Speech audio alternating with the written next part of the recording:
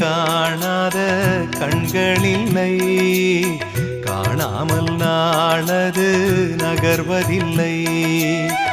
கண்ணன் என்றாலும் கள்வன் என்றாலும் கருணை புரிவான் ஸ்ரீ கிருஷ்ண பகவான்.